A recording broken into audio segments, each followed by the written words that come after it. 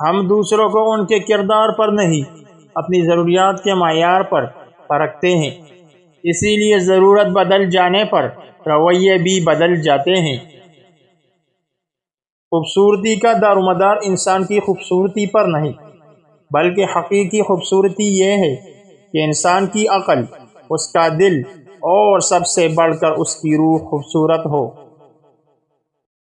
جب تعلیم کرداروں پر اثر انداز نہ ہو تو شاگردوں کے ہاتھ استادوں پر اور مردوں کے ہاتھ عورتوں پر اٹھنے شروع ہو جاتے ہیں۔ جب لوگ تمہارے معیار تک نہ پہنچ پائیں پھر وہ تمہارے کردار پر انگلی اٹھائیں گے۔ زبانوں کے پیچھے مت چلنا، لوگ تمہیں وہ کہانی نہیں سنائیں گے جس میں وہ خود غدار ہوں گے۔ اخلاق وہ چیز ہے جس کی قیمت کچھ نہیں دینی پڑتی، ہاں مگر اس سے ہر انسان خریدا جا سکتا ہے۔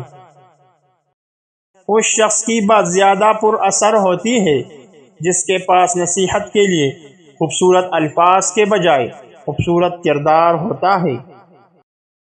1000 قابل انسان مر جانے سے اتنا نقصان نہیں ہوتا جتنا کہ ایک احمق کے صاحب اختیار ہونے سے ہوتا ہے۔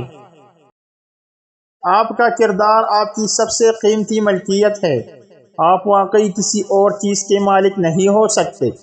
یہ سب آتا ہے اور چلا جاتا ہے۔ کامیاب ہونا کچھ بھی نہیں ہے، یہ ایک حادثہ ہے، لیکن اپنے بارے میں کوئی شک نہیں محسوس کرنا بہت مختلف چیز ہے۔ یہ کردار ہے۔